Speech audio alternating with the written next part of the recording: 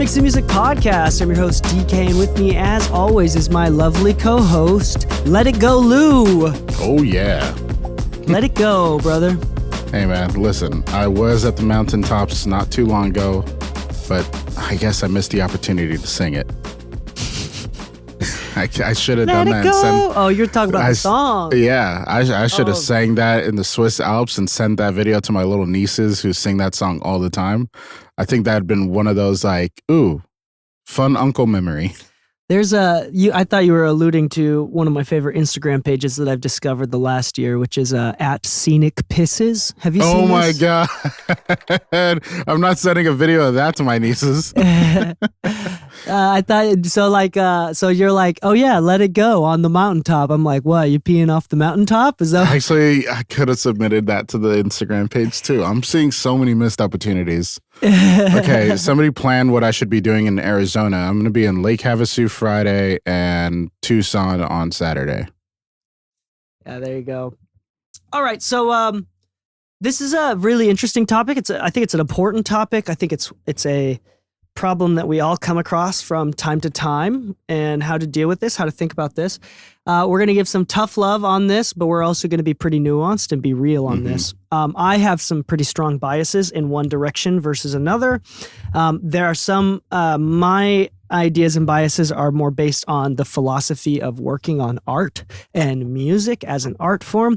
And then some of my other perspective and biases are more from the perspective of like business and income, which if I have to create a hierarchy and a priority list, is significantly less important and lower on the personal hierarchy of things that I find important.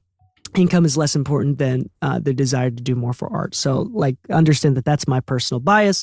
Lou's going to play the contrarian here, going to extrapolate or agree with me or disagree, and why. I might have my own views. Yeah. You should. You do have your own views. I do. But maybe some that are points that we haven't touched on your end yet. Yeah. So, Lou, do you ever get asked to work? I mean, I've said no plenty Everybody of times. has. Well, you not only have you said no to projects, but you've had requests to work on songs that are bad. Either bad ideas and writing and just like not a good song, or just bad recordings where like the audio itself is poorly recorded. Let's talk about these and the different ways that you've reacted in the past. Mm-hmm. So I'll give, I think, the most common, I guess you could say the common experience when it comes to this. It's something that's so relatable to everyone that I think it's happened to everyone at least once, which is an unmanaged expectation from the client's end during the communication phase, where you're saying, okay, cool, you want me to work with you. Can I hear the reference? Like, where you guys have it right now? And you ask the age-old question, is there any inspiration? Is there specific sound you're after? Do you want it to sound like your previous releases? If so, can I hear your previous releases?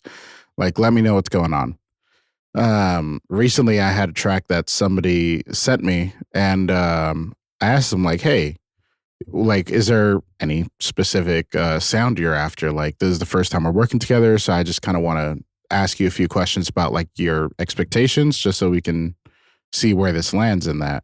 Because when I first heard it, I could hear the AC in the background. I could hear like a low buzz, like in the recording. And I'm just like, this is not ideal unless you're trying to be Gautier with like really mid-rangey, filtered out kind of sounds. And, you know, it's not going to work if you're trying to go Ariana Grande clarity. Like, it's just not going to be possible. When he told me he wanted a Kid Laroi kind of sound, I was like, ooh, you're going to have to re-record this. Like, the takes sound cool, but it doesn't actually sound like it was recorded in like a quiet environment. They're like, yeah, I recorded it in my room. It was a hot day. I had the windows open and I had the fan blowing above me trying to cool down the air. And I was like, were you like standing right underneath the fan? And he's like, yes. I was like, okay, I can't. This is a situation where I'm sorry. I don't like turning away work but I also don't like accepting money for something where the expectations are beyond what I believe is going to be possible. Yeah, like I've heard stories, and I have my own personal stories of saying no, because of the expectations, as you said. Like, the client in this case, it was just more a than poor I could recording.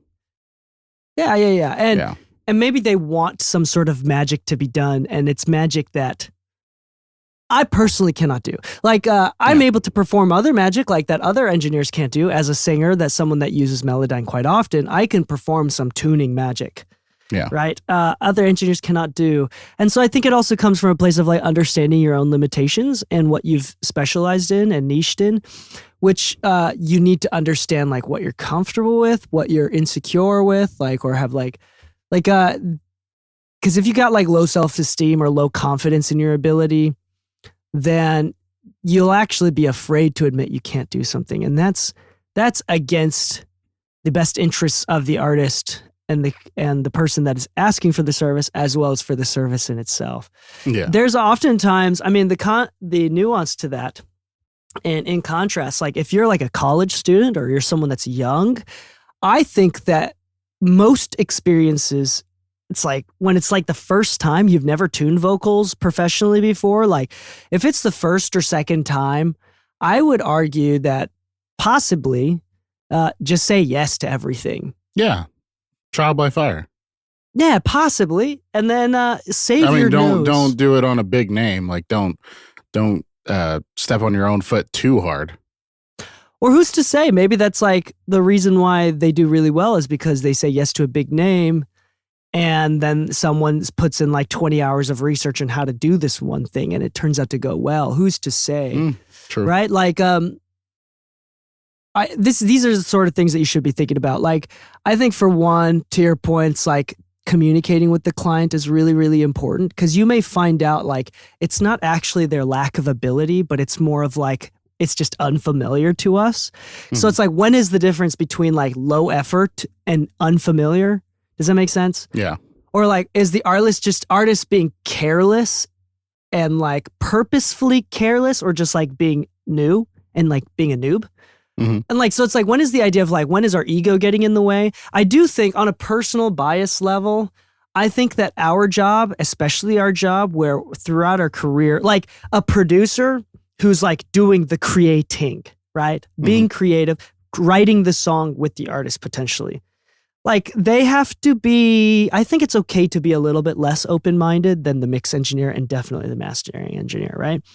Mastering engineer and mixing engineers, just logistically, are going to come across a wider genre of songs, like a wider collection of genres to work on, and a wider range of artists and sounds. Tons of different recording engineers, tons of different producers, just like the nature of the craft, right? So like, to a certain degree, we have to be more open-minded than like that one recording engineer, that one producer, that one songwriter who typically like kind of stays in a niche, right? We have to be really, really open-minded, because also we're the last member of the collection of steps to make a completed record. Like, if we have to honor all of the steps and all of the intensity and intention that came before us, and it would be disrespectful to be like, no, we know more than every single other person that was in this long line of process before us. So it's this really strange and important integral part of this huge machine. And I think oftentimes people don't realize that part of our job is to be open-minded. What do you think about that, Lou? Is that fair to say? I think it's fair to say, especially when it comes down to like, after running in the mix for years and, you know, being at a bunch of different studios, it's true. Like a lot of the recording cats and producers, they're very, very niched. And it's not always that you run into like even producers that just skip genres. You know what I mean? Like they can go to hip hop, to jazz, to this, to that. And because of that, I feel like those guys tend to have like a very niche sense of like success, because they pave ways in like genre blending that becomes like, oh, you go to them for this specific sound too. because they're the only ones that can jump between the XYZ genres and found a way to blend them. But as mixers, as mastering engineers, like especially mastering engineers, like you said, like as you get to the final step, it's like you're not really deciding what the record is going to sound like. You're just coming in at the last end of it. The artist has already signed off on the production. The producer's already signed off on the production. The mixer has already mixed it. And the final balancing of everything, how much reverb, how punchy the kick is, and all that kind of stuff has already been decided. So even then, as a mastering engineer, you just have to be very, very conscious of like, hey, okay, if we are going for a target loudness in this case versus like an overall balance as an album, you know, approaching the single mindset versus the album mindset, like, how do we approach this to where like we don't want to over squish, we don't want to in the hopes of loudness, we don't want to not squish enough because it's an album and we're trying to keep the balance of the album alive without sacrificing too many dynamics. Like, you know, at that point, yeah, sure, you definitely had to have an open mind to different genres. You probably had to like listen to a lot more different music and be a fan of a lot more different music just to have even a good reference point just kind of ingrained in you already. Yeah. Yeah. But with that said, yeah, go ahead. Would you say no to a genre that you're not ultimately familiar with as an established engineer, like in the mixing side? At what point does saying yes become a detriment to your reputation? Yeah, like an opportunity for growth versus a problem for the artist. Yeah. Or you can look at it, or you can look at it as like, your specialty in doing hip hop works really well because it'll naturally make a fusion of something within the realm of rock. Like, when does it say that your unfamiliarity is actually a good thing to, you know, to the art itself? Right? Yeah. So something like that would be like, if you got an overly rock guy to do the Linkin Park Jay-Z collaborative, almost like remix album, really is what it came down to. But like, you can't just go overly rock on that one. You can't go overly hip hop on that one either. You have to, at a certain point, maybe there was like a TZO Bankz type collaboration between the engineers to find like, hey, we like Chris's vocals this way, we like Thug's vocals this way. You know, at what point are they trading roles in order for the best end result as a unified project? It's kind of like, you know me, I like rock a lot. I grew up on rock and hip hop, both. And I think that's kind of what's helped with like mixing for Exhibit recently, where it's like, I know what the drummer wants in his ears. I know what drums should sound like when they're big and hit hard and everything, but they're not so loud and harsh on the cymbals and this and that. Like, I know how to actually mix live drums.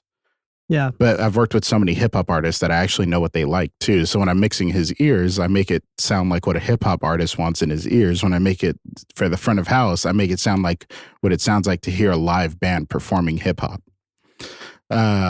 So there is places where like familiarity with different genres actually helps out with like a final balance of things. But when it comes to production, familiarity with different things, I like using Terrace Martin as an example. He's a jazz guy doing hip hop, which is really cool. He's on tour as Herbie Hancock's saxophonist and keyboardist, but then he's also working with like Kamasi Washington doing orchestral arrangements and stuff like that. And then he's out here doing To Pimp a Butterfly and other Kendrick projects. Yeah. Like, I think that's really cool that it's really beneficial. The producer can have that kind of range. But because of that, you also see Terrace in this niche thing. There's also something to be said about like understanding at a certain point, like if they hire you, they understand the value that you're giving. So it's like, yes, if you're like the wrong genre, that you typically do a different genre, for example, and you're known for that genre, that specific sound, and someone who is historically not at all aligned with that genre and sound, they probably picked you on purpose because they want to change, like as an artistic, creative decision. So there's something something to be said about that too. But I want to have a conversation at that point to set expectations, which is your original point, right? The communication. Yeah. I want to like kind of to put it into perspective, to make this. I want to like, I love doing like metaphors and contrast and like talk about it in different industries. The rabbit in the woods. Yeah. What? Rabbit of the woods. But I like to talk about that specifically because things that are difficult to understand because we're so close to it, like it's so right up in our face, we can't see it beyond like the myopic viewpoint that we have. Okay, so think about it like this. Like a mix engineer that is like, no, I don't want to do this, or like I need to change everything. Imagine like a color correcting person, like for film and TV. There's like an entire movie that was written, that was scripted, that was acted, that was edited, that was directed. There was actual like, what do you call that? Like the art of like camera movement and like picking the lens, cinematography in general, all of this stuff that was done. And then the color corrector is like, no, this is all wrong. I need to change it. It's too blue. No, this needs to be more blue, even though it's originally warm. I just disagree that the director said that this film should be colored warm. I think it should be a cool color. Like, that's just ridiculous. And it's stupid. That's not the job, so it's like, there's something to be said about that. So like, if you are a mix engineer or a mastering engineer and you're like dishonoring the entire process that came before you, that's kind of what it's like. You need to understand that your job is important and it is crucial. And there is something to be said about when the color corrector decides to use their own creativity and make a move that maybe the director didn't intend, but that does improve the story and the storytelling. But that's very limited, right? Yeah. The only reason why that's not necessarily a good metaphor is because I do think that mixing has a bigger emotional impact to a song and the final product than the editor does, or than the color correcting guy does. I'm not like, this is not saying that the color correcting job is less important, but what I am saying is that there's less people in the process of making a song, and thus when there's less process, each individual process when making a song is more important as in the whole. Yeah. So there's something to be said. I think like mixers can make creative decisions. Jason Joshua is a mediocre example actually at that. But like Jason Joshua is at least famous for saying, fuck your rough mix. I'm here to make hits. I'm not here to make your rough mix sound better.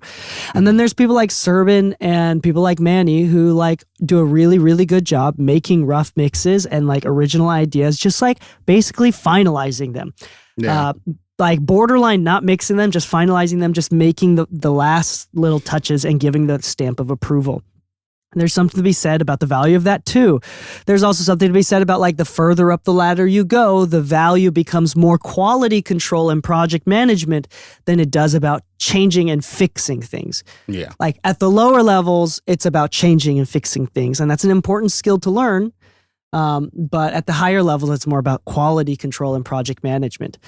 It's very true what you said, because I just got as far as the communication and management of the project, just because I recently just had a conversation with an artist where, somebody involved in the project, there's a few people involved in this project that are all in communication with me.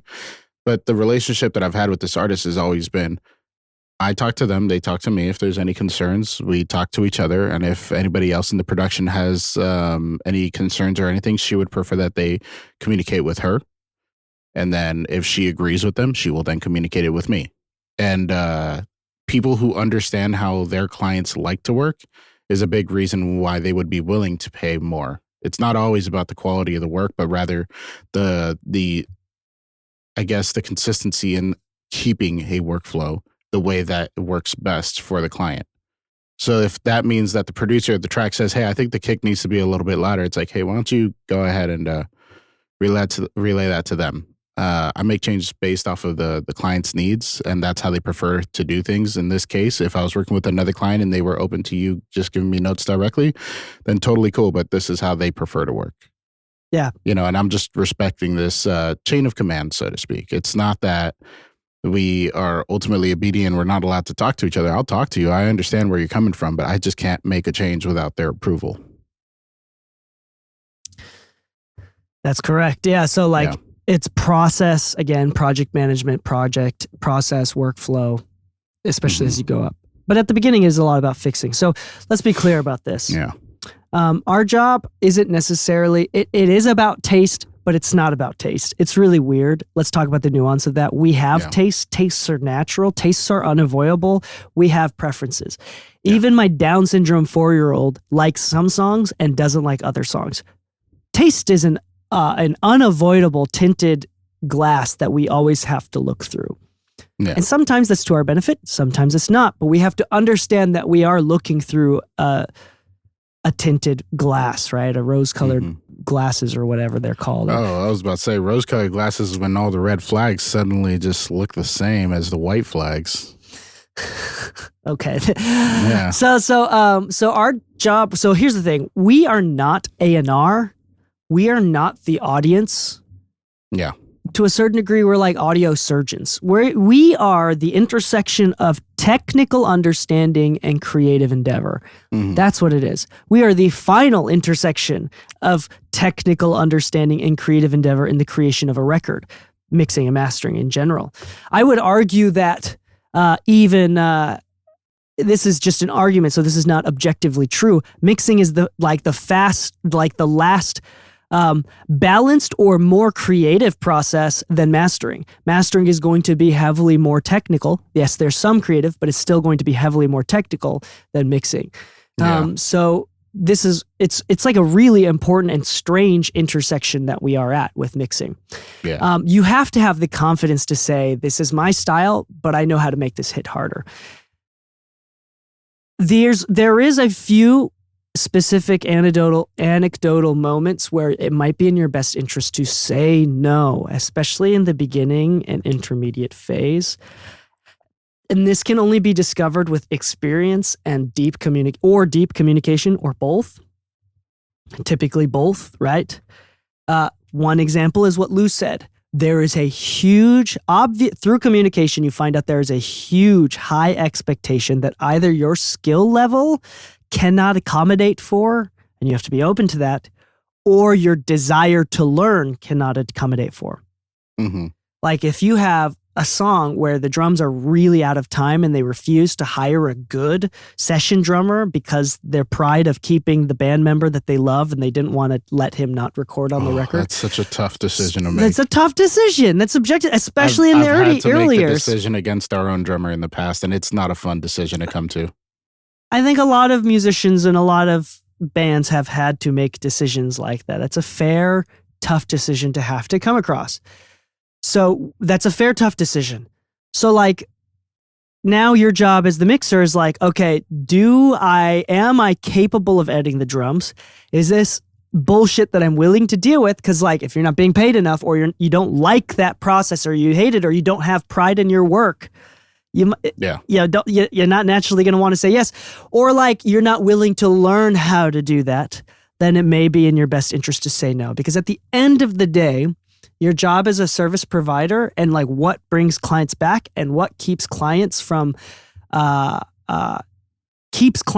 talking shit about you and like kind of spreads goodwill among the community and gets you more clients, like makes you more money in the long term, is by providing greater and greater and greater service.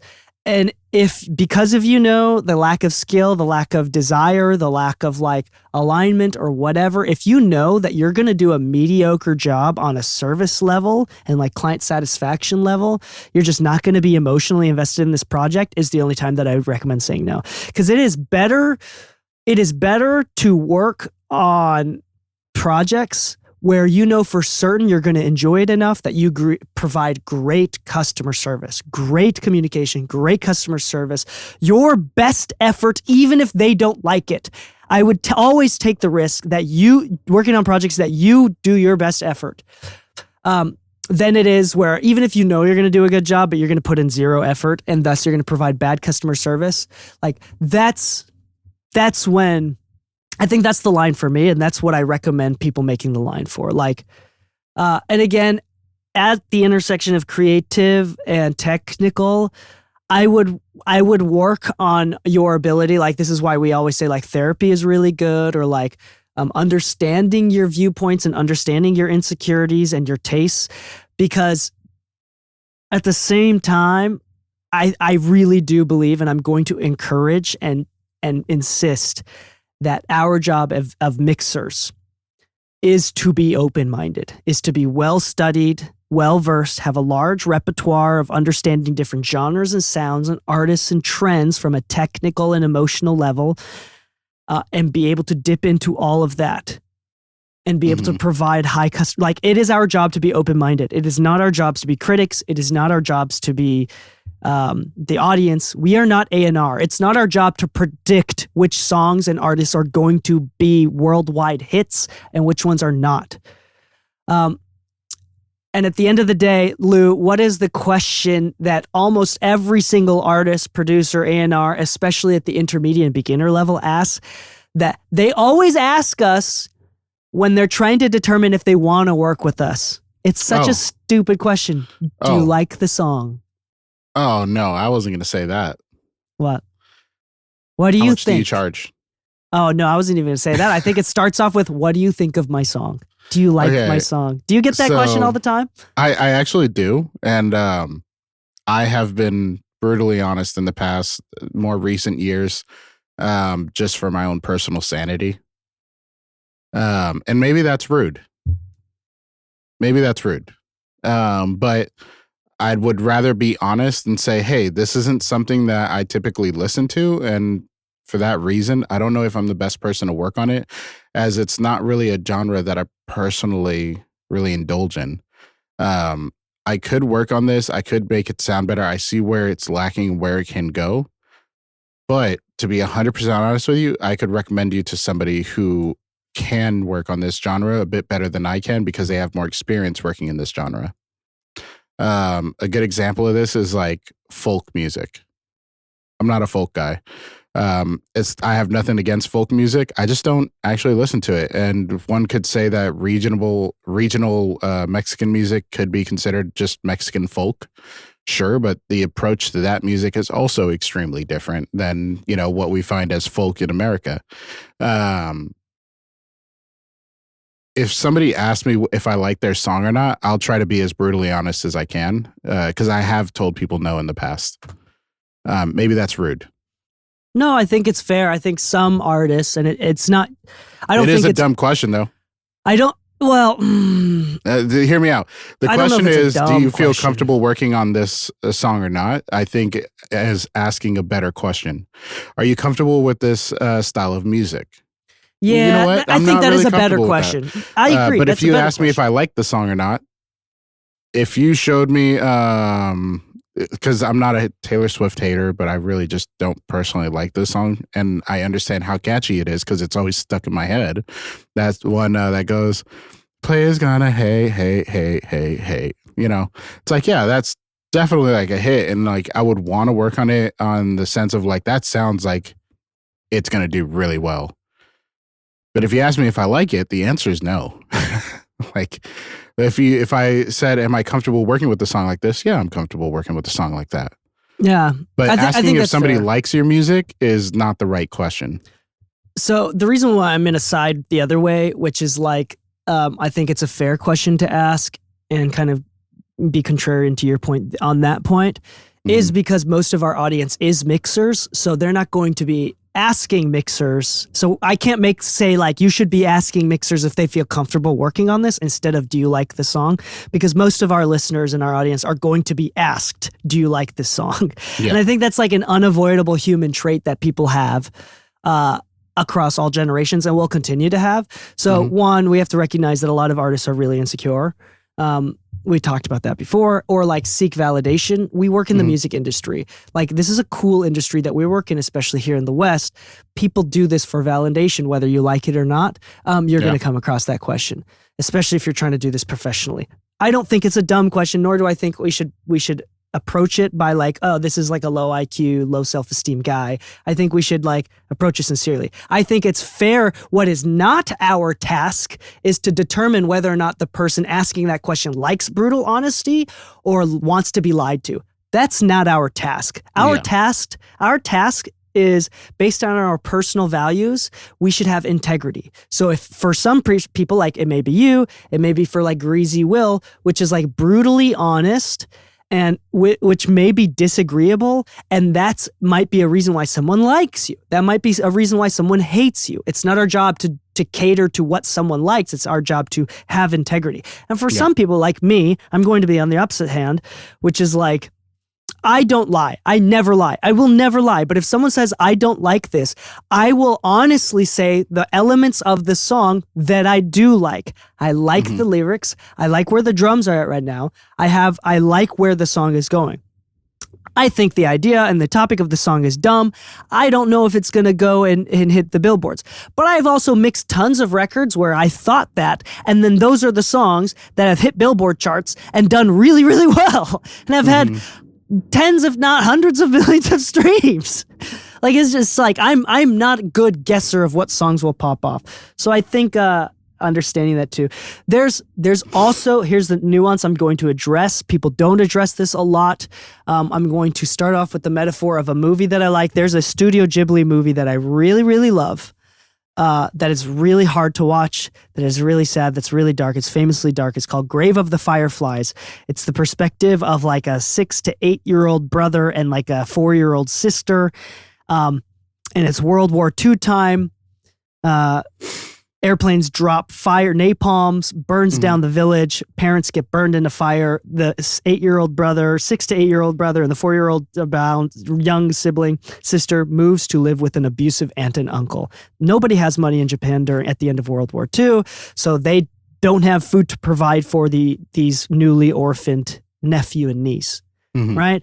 So if it was a Disney story, the kids would stop the abuse, run away from the abusive aunt and uncle, and then find a better life.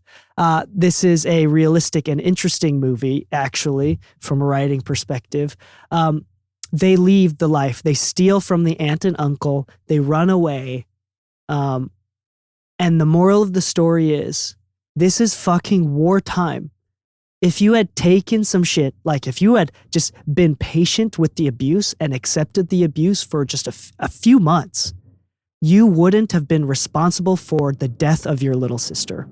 Yeah. Like you having the pride to think life could be better during wartime led to the death of your sister and yourself. That is a really brutal story and a really sad story. But there's something to be said about that. Sometimes when we are in wartime, when we have mouths to feed, like children or wives, or rent to pay, and debt to pay off or whatever, we have to say yes to things that we don't want to do. This is a reality and a nuance that is there that you're going to come across at different times. Objectively, this is a horrible mind frame to stay in. You should not stay in this. Like, you do not want to make creative decisions based on income or thinking about income. That does not serve the art. That does not serve the client. That does not serve anyone. It is actively poison against yourself and the art from a philosophical level. You should never do that. But I understand that many of us at different times in our life have to think like that. It's an unavoidable part of the growth of our creative careers. This is something you're going to have to deal with. This is something that I don't really have like objective advice that works across all situations. But I do think it's fair to say that this is a bad mind frame and a bad way of thinking that you should, if at all costs, avoid. Making broke boy decisions is when people make bad decisions. When you make decisions because of money, bad decisions. When you like pick roommates because you want to save more money, that's usually when the roommates are bad. When you pick on, you know what I'm saying? Like, you don't want to make broke boy decisions. You don't want to break relationships or burn relationships because of money issues. Now, I will say that there is a time and place where money is the reason you should say no. Of course. That's from like a more protective mindset. But I'm talking about when money causes you to be in a defensive mode. When you're like preemptively burning bridges because you don't even want to take the risk of losing money on this, or like, so that's something to be said, but it's something to admit. We've all done that from time to time. Lou and I have done that time to time, and luckily we're in positions where we get to say no to that sort of stuff and we can avoid those sort of things. But that is like a very blessed, what's the word I'm looking for? Entitled position to come from, an earned position, or lucky to be lucky. It's a stage that we're in. Yeah. Just I'm sure there will be another stage after that. Yeah. So there's something to be said about wartime and accepting when we have to say yes during wartime. Yeah. But the fact of the matter is, in art, we are not soldiers. Yeah. We have to face wartime, but we are not soldiers. Okay, I think that's fair enough about that topic, right? Now, I will say, just to add one, where just saying why we should say no when it comes to finances. And this is more of a mentality, not a pocketbook or a bill thing. Something that I've always kind of acknowledged after it was told to me, me and, if you remember Gerald Keys, me and him had a conversation roughly 13 years ago. And me and him, I'm not going to lie. I've always had a certain amount of love for Gerald, the same way that I've had with you, where we would play devil's advocate to each other's ideas and viewpoints, how we like to approach things and how they differ. But we never were at a point that we just didn't like each other. We just either agreed, we didn't agree, but we always respected each other's viewpoints. And the thing that he told me was, I remember him telling me about how somebody offered him a certain amount of money. And at the time, consider this is 12, 13 years ago. Minimum wage was like $8. Now it's almost 20 at McDonald's. Times are very different, but so wild that it changes that fast. But either way, he told me a number that he was offered and he turned it down. And I was in my head kind of baffled. I'm like, you realize that was 3 days worth of work, right? You just turned down 3 days worth of work in exchange for 4 hours of your time. He's like, it's not that.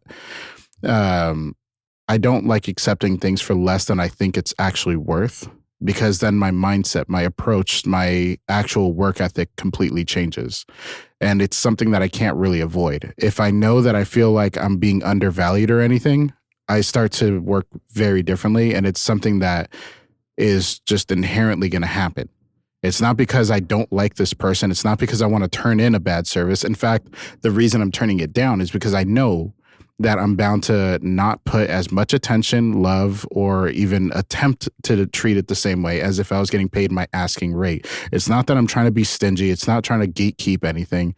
It's just that I think the work is valued at this. And if I feel like people are just trying to lowball me and I feel undervalued, then that's it. I don't mind breaking a deal for people I really want to work with, which I did the other day, even myself, where you set a minimum to what you're willing to accept, to where you feel like you're still comfortable doing the same work ethic and approach. You're not going to change anything about your workflow at this minimum price point. But when it seems like people are looking just for a deal and you're not really that into the project to begin with, sometimes you get a project where you're not really that into it and they can afford it.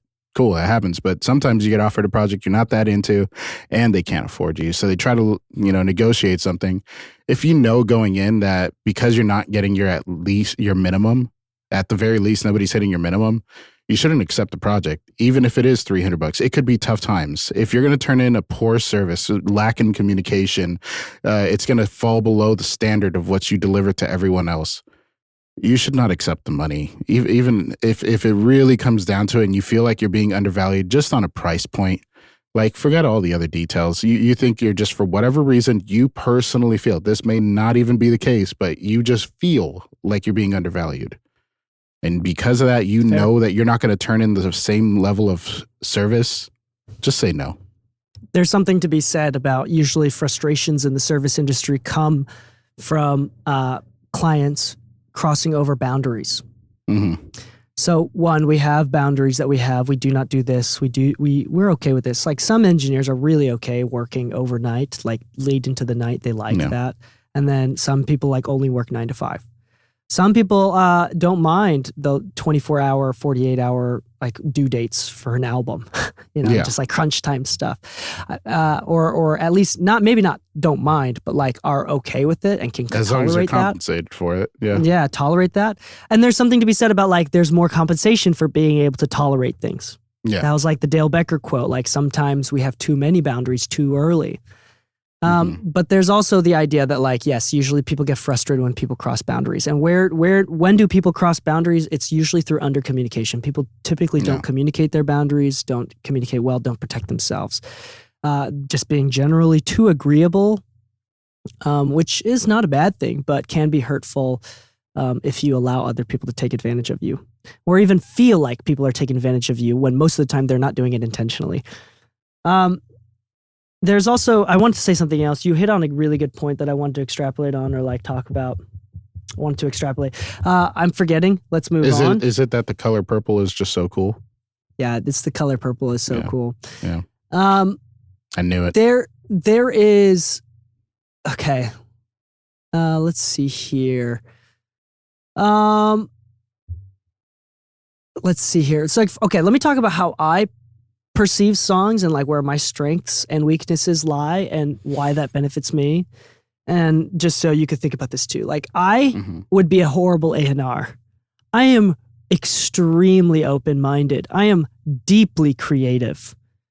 That it's very hard to show me a song that, one, I don't like, or two, I can't imagine myself liking after I work on it. I either be like, wow, this is awesome, I'd love to work on it, or like, wow, this sucks right now, but the fact that it sucks right now gets me excited because maybe I have a little bit of a savior complex.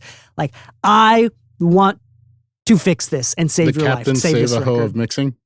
Yeah, Captain Save-A-Ho of mixing, whatever. Whatever the reason, those are the two things. Very rarely do I hear a song that's so uninspiring that I just don't like it and I don't feel like I can there's any value in me fixing it. Very rarely does that ever happen. And it's mostly based on like the mindset of the person asking. So like when someone says, do you like this song?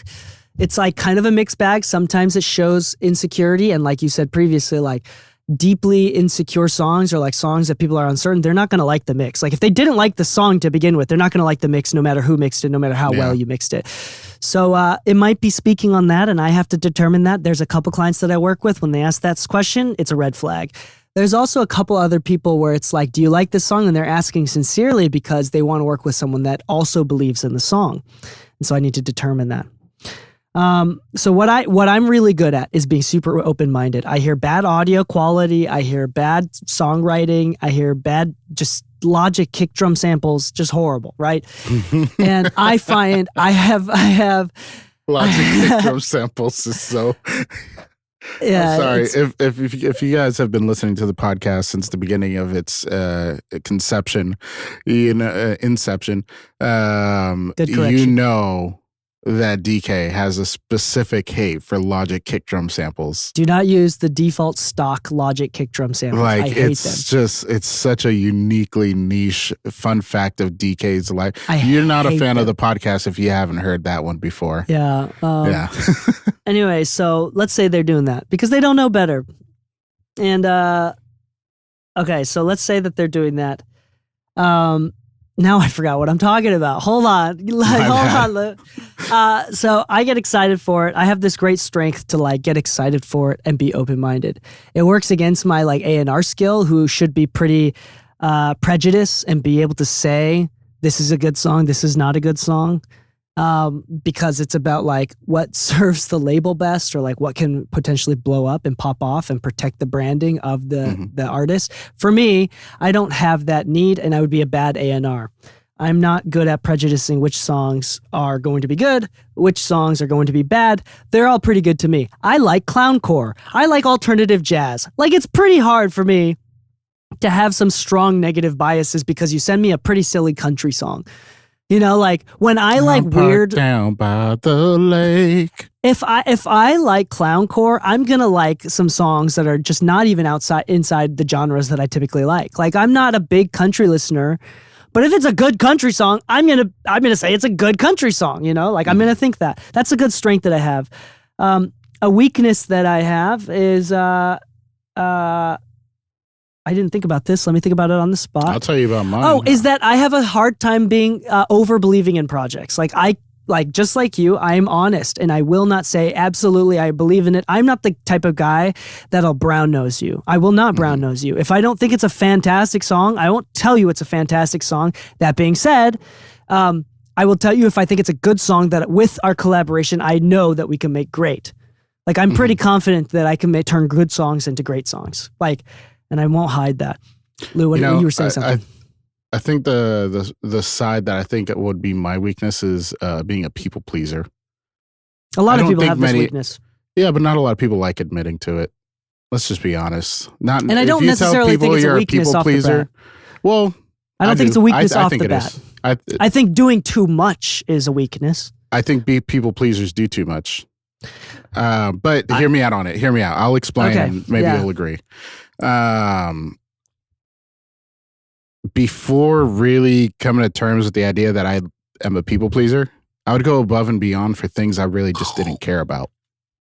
I heard that. Yeah, my bad, brother. That was actually kind of funny. My bad. For all of you out there, Dee Kei just looked like he played in the Lakers. What? You were squirting a Gatorade bottle straight into your mouth, and all you hear is... That was such it's like he just had that Space Jam super juice. No, this is my preferred bottle of recently, so I change out water bottles. I don't like the straws because they get bacteria in them over time. Yep. They get stinky. I don't like the bottles that are hard to reach inside because bacteria and stinky. First off, this doesn't even touch your lips most of the time because it just squirts into your mouth, so there's less bacteria entering it, on it. It's easy to clean because there's no straw. It's just good bottle, and there's high capacity. So it's just a pragmatic approach. Go ahead. Well, sorry, it doesn't stop from looking cool when you just go from a distance. Yeah, and the kids will like open their mouth from across the room and be like, "Daddy, give me some water," and I like try to shoot it and never make it. Whatever. At least it's water and not like apple juice shooting across the room. Yeah. It's not sticky substance. But I think before acknowledging being a people pleaser, I would get into a lot of situations where like, I don't want to be in this situation, but I also don't want to say no. I don't want to look like I'm not a team player. I don't want to be the one that's throwing a wrench in the works because it might be something that pans out. There might be some logic to something, but did I truly believe in what I was working half the time? No. And part of that is being too much of a people pleaser. I think being a people pleaser as somebody who's providing a service is a huge detriment to the service and to the client. Because at the end of the day, once again, if you don't really care, just say no. Just be honest. Like, I think people would have a lot more respect for you if you were just honest and just said no, or said, you know what, it's not my cup of tea. But I know somebody who loves this flavor of tea. They love this Earl Grey with no sugar or any kind of sweetener because my not loving bitter ass tea drinking just doesn't want this bitter tea. Sorry, it's just not my thing. Some people are whiskey people. Some people are tequila people. Some people are this and that. Some people just hate the other one. But if you're going to sit there and be like, oh yeah, I'd love to work on this just because you want people to think that you're likable, you're actually kind of hurting yourself and the people around you. Just be honest. So at a certain point when and this is kind of like the positive strength that comes from it once you acknowledge it, it might be hard to start setting up boundaries at first because we had this conversation where I think for the two of us especially, like we started thinking about this a lot when Bob told us about his situation where, he was working himself to the ground. And at a certain point, I think it was like a late night revision or something. No, it was during the day that it happened to him when he got his stroke in his studio, where at a certain point you're working yourself to the core and, all this extra work that you're doing doesn't always amount to like this significant amount of success that's inherently coming to you. Like it might factor in some of it, but not all of it. So being a people pleaser is not a benefit unless if it goes unchecked. If it goes unchecked. At the cost of integrity. Yeah, which could be a detriment to your career at the end of the day. It could be. Yeah. Could be. To your point, to a previous point, more importantly, but there's also in the business world, there's the idea as like, in order to say yes to a $2 million business deal, you have to say no to a $1 million business deal. Yeah. Which is scary. There's the thing. There's like nuance and balance to this, and you have to understand the size of the industry and of the like general supply and demand and where you stand in that. Like saying no to a $1 million deal to get offered a $2 million deal in the tech world is plausible. That's not really plausible in music, right? So it's not exactly 1-to-1 ratio.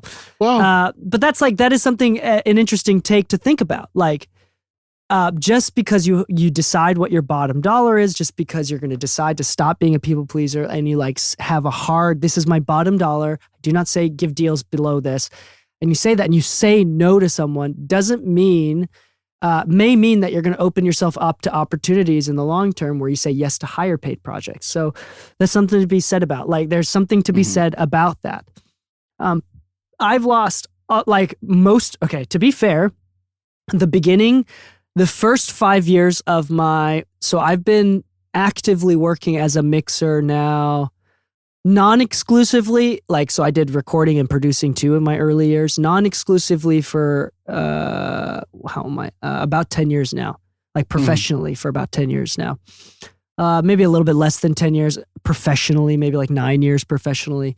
But in the first 5 years, the clients that I had then, specific clients, literal clients, versus the clients that I have in the second half of my 5 years, I only think there's one or two that have stayed. My clients have shifted. The ones that have stayed, they got better and progressed their career as much as and as quickly as I have. But for majority of my clients, I have progressed my career faster than they could keep up with. Yeah. There's a couple clients where they eventually caught up and started hiring me again later. But most of the clients that I had in the first half are completely different from the clients that I've had in the second half. And so that's another reality too. Naturally, if you are progressing, people do not always progress their careers at the same speed you do. Some people progress their career faster than you do. So they hire someone more expensive and better, more experienced than you do. But this is something that you have to understand. Your clients will change over time and you shouldn't avoid that. And you shouldn't necessarily directly cater to that. Again, the exception being wartime. Right? But this idea of saying no to say yes later is important. Yeah. This is something that management and just in general, buyer philosophy, customer psychology that you should understand and think about is once you give someone, there's a cognitive bias called anchoring. Once you say yes to your bottom dollar, let's say that my bottom dollar right now is $200, right? That's a pretty good bottom dollar for a lot of listeners. $200. I don't say anything yes. I don't say yes to anything below $200. I do not offer it. Let's say you say yes to $150 once, even though you've kind of decided that. For that client, for the rest of the life cycle of that client, it's going to be more difficult for them to agree to raising the price later, So they're going to anchor to that $150 price. Yeah. Now let's say that you believe that you're at the $400 price range. They're never going to agree to that, or it's going to be very difficult to convince them that you are now $300 worth 100% more expensive when they've anchored onto this $150 price point. Oh, yeah. So more often than not, the people who say yes to higher prices are going to be different people, not the same people that you convinced to pay more. That is way harder and way unlikely. That's just the nature of how it is. So think about that as well.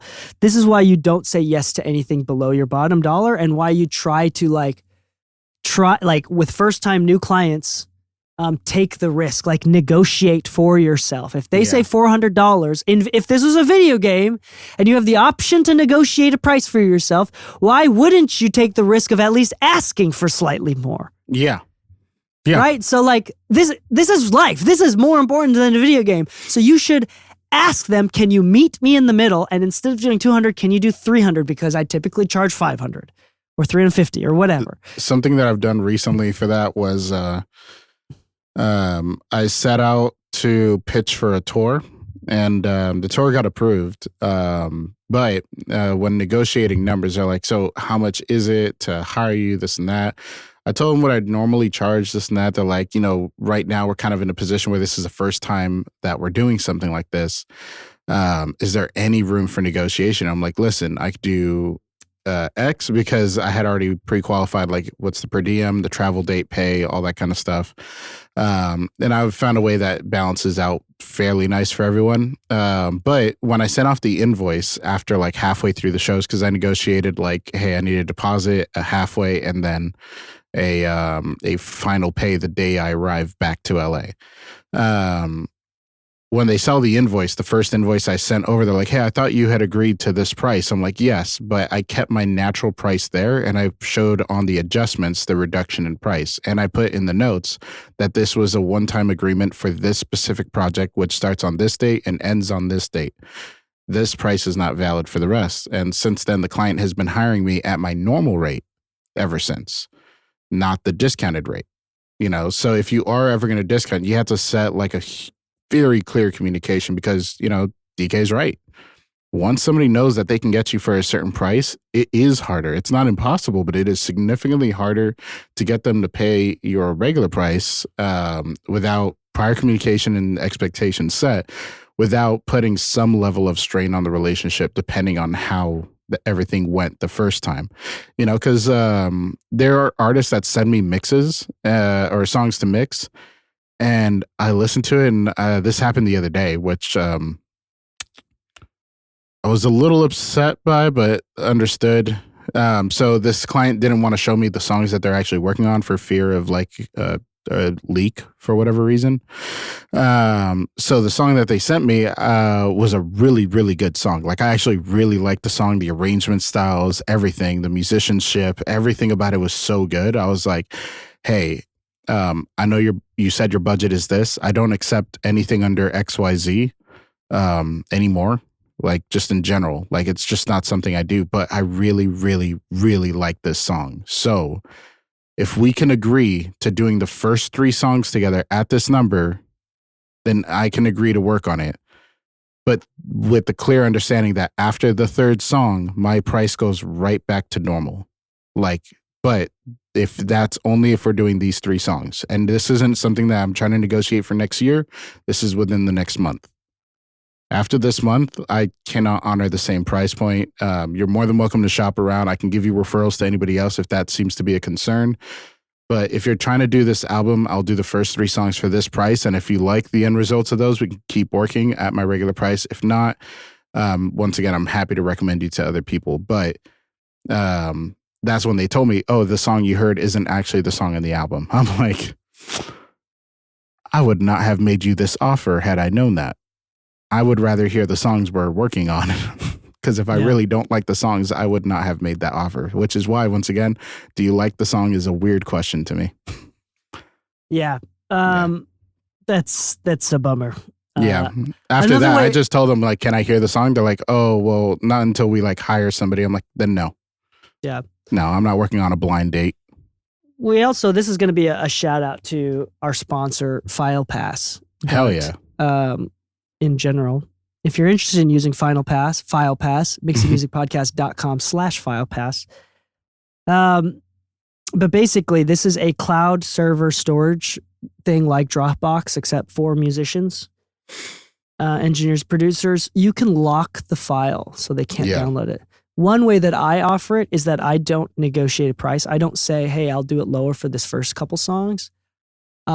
I have discounts, like I do bundles. So like I'll take off 10 to 20% off the price if you pay up front for 3+ songs.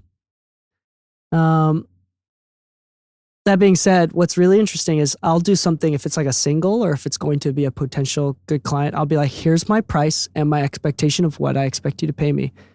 It's a big risk. It's a big risk for you to try a new engineer at that price point. I am going to take on the risk myself, right? Because it's about who takes the risk and who's responsible for the risk. I'll take the risk myself and I will mix this song for you. Here's the catch.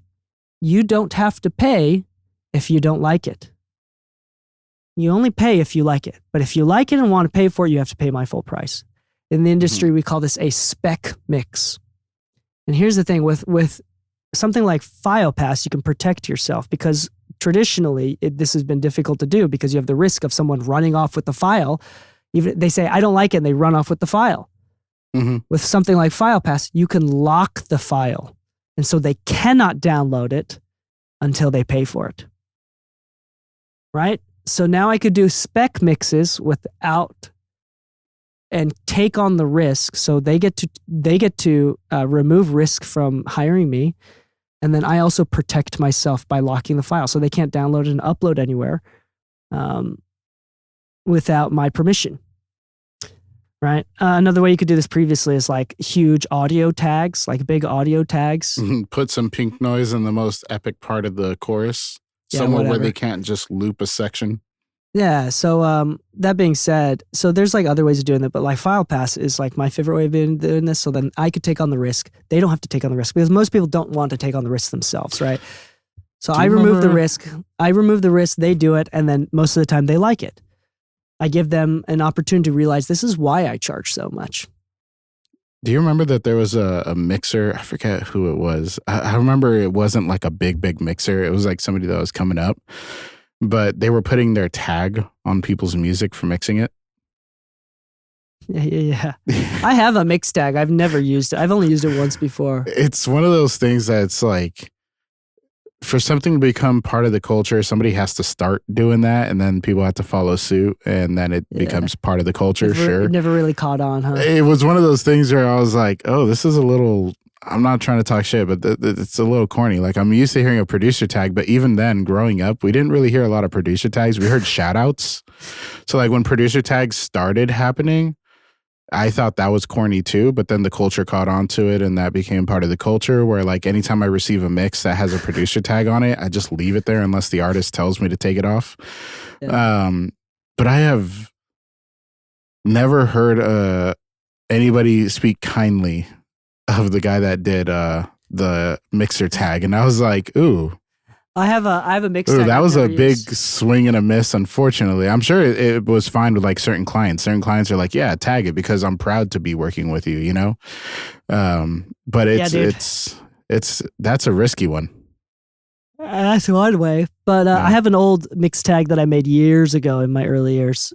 I had this old Chilean, not old, I had a young Chilean rapper dude with an accent go like Dee Kei on the mix, bitch. And that was like, I've never used it. I've never used that on the tag. Yeah.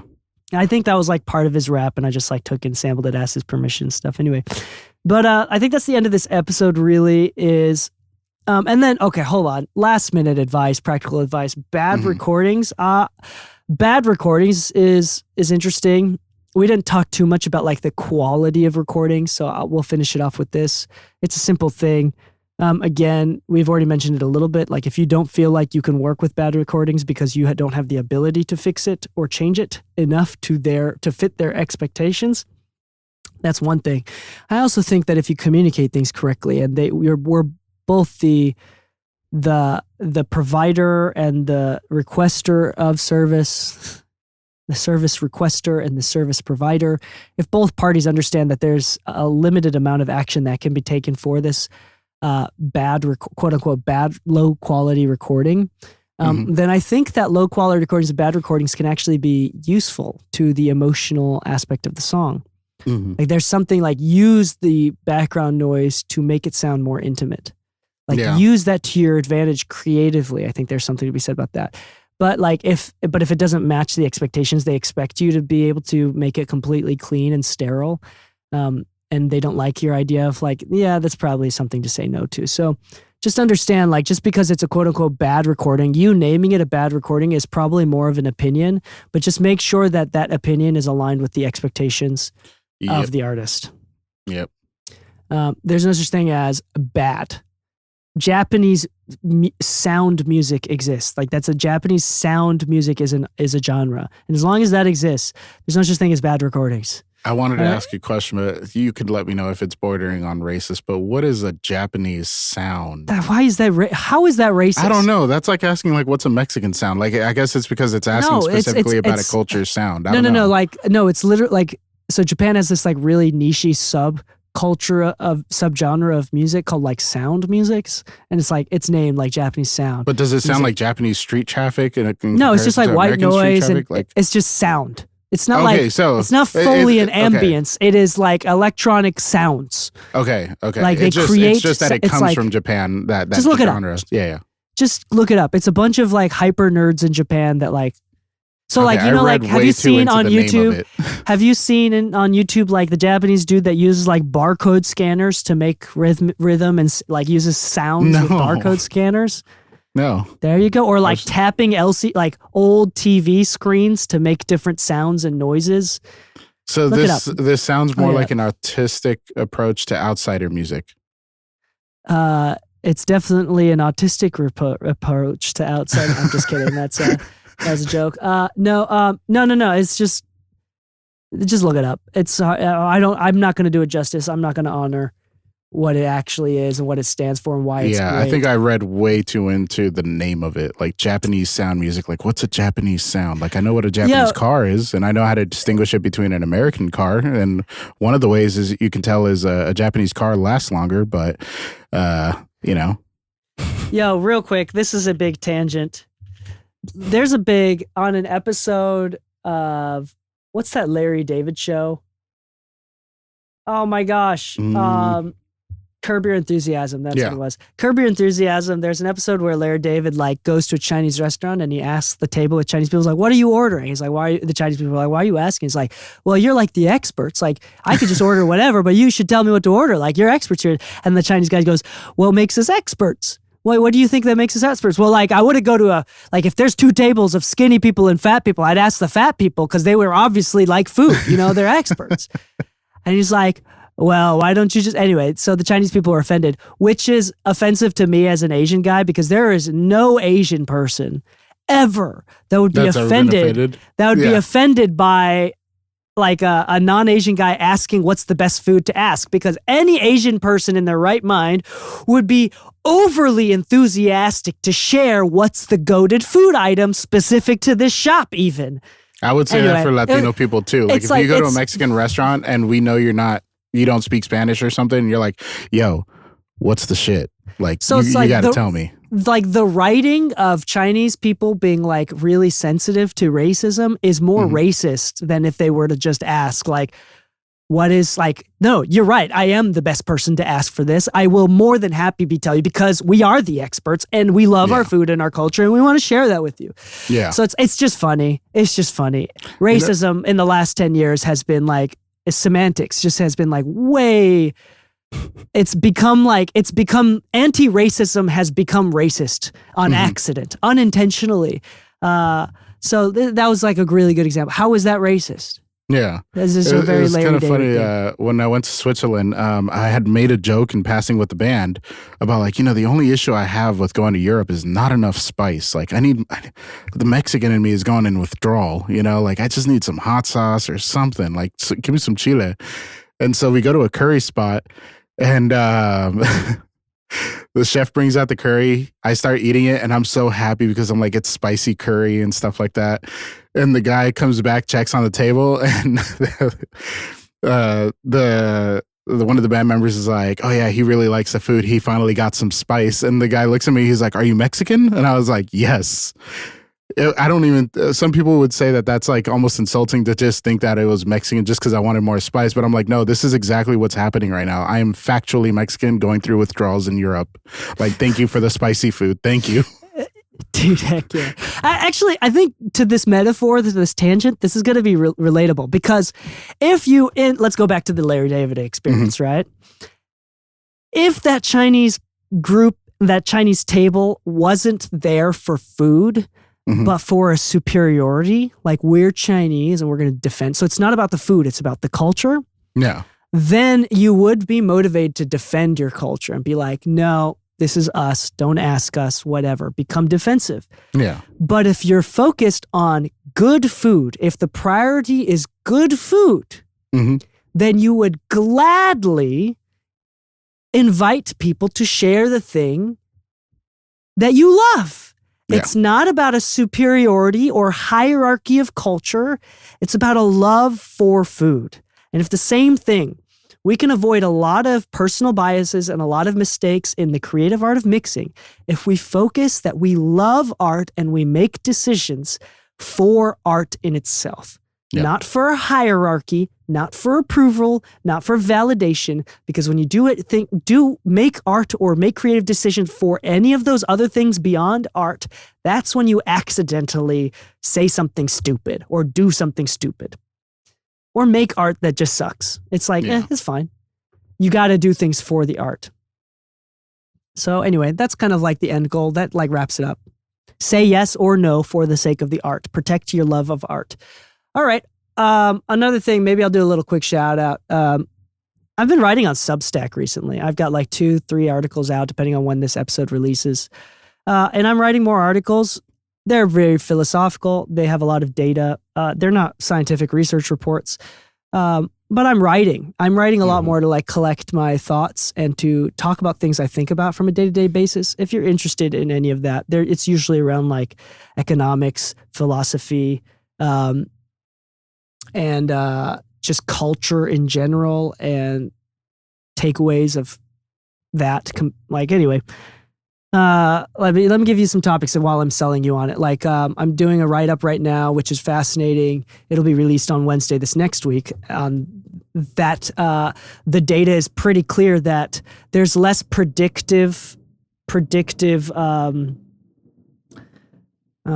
characteristics of bullies. So it's harder to predict who will become bullies than it is to predict who will become victims at the early ages and later ages in life. So it's comparing like the predictors and the characteristics of victims and the potential characteristics of bullies and how they're totally different, and bullies are unpredictable. Anyway, I do like a cultural observation on like the social hierarchy of like pets that are now more like family members than they are just an accessory to families now, and like the dangers that can propose versus like my general declinism in perspective. I'm doing a write-up right now on like moral absolutism and how that can be dangerous and how you can change your perspective, or how can be useful, and where moral absolutism comes from within the scope of faith development and self-awareness based on other models that have been created by other scientists. And most of these write-ups are based on data and scientific research papers. If they are theories, then I will mention that they are theories. But they're just general things that I think of. Another one that I'm going to talk about, which will probably become a podcast episode, is like the idea of like Japanese craftsmanship. Why is it when it comes to like craftsmanship, Japan is subtly like unanimously accepted as like the highest quality craftsmanship around the world? At the cost of high price and low, low stock. Like, why is Japanese culture like create that sort of economic system? And we talk about that, and then I'm going to write about that, and we're probably going to make an episode about like how we can take on like this Japanese craftsmanship mentality into our mixes. Anyway, we're going to do a write up on that. Anyway, I'm talking way too much, but subscribe to my Substack. I'm doing it for fun. I'm not charging money for it or anything like that. Or if you want more specific episodes on technical details on how to mix, how to use a compressor, how to EQ and stuff like that, and how other people do it, go to mixingmusicpodcast.com/exclusive for exclusive episodes. There's already over 260 episodes out right now. And if you want to unlock all of those at once and more episodes in the future, mixingmusicpodcast.com/exclusive or /Patreon. They go to the same place. It's all hosted on Patreon at the moment. And on that note, happy mixing, my friends, and stay saucy.